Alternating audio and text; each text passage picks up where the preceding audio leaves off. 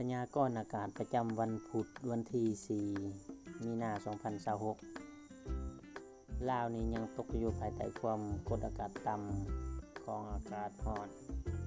ในระดับคอยหาปานกลางบวกกับกระแสลมตะวันตก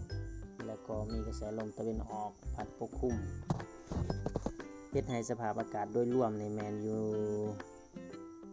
ในระดับอากาศร้อนและก็มีฝนตกอยู่บางพื้นที่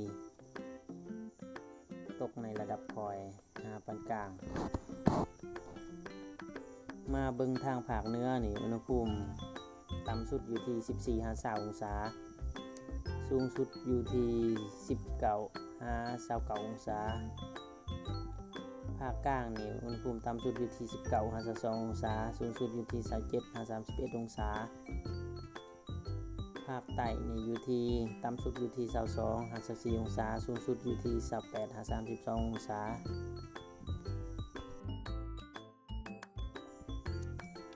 มาเบิ่งฝนนี่ฝนจะตกอยู่บางพื้นที่ของภาคใต้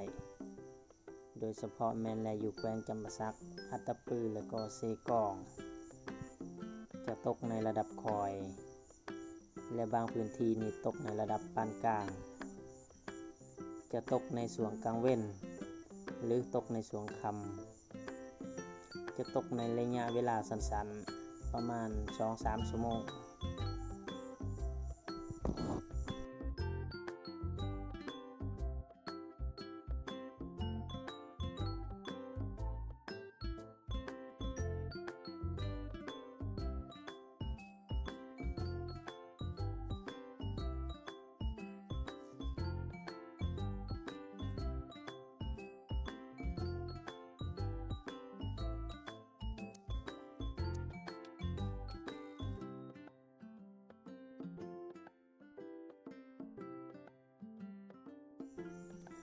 มาเบิ่งลมนี่ลมจะพัดในระดับคอยหาปานกลางอยู่ทางภาคกลางโดยเฉพาะแม่นอยู่แขวงสะหวรรณเขตนี่ลมจะค่อนข้าง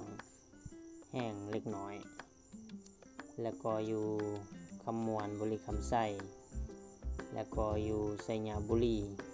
ตอนใต้ของไสยบุรีแล้วก็อยู่นครหลวงจะมีลมในระดับคอย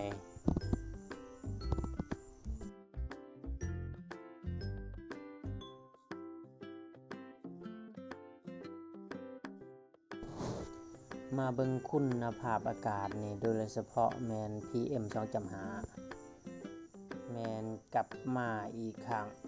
PM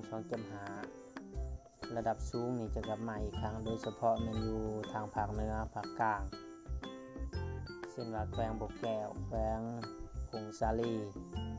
แขวงหัวพันแล้วก็แขวงบุรีคำไส้ที่มีค่า AQI นี่สูงเกินมาตรฐาน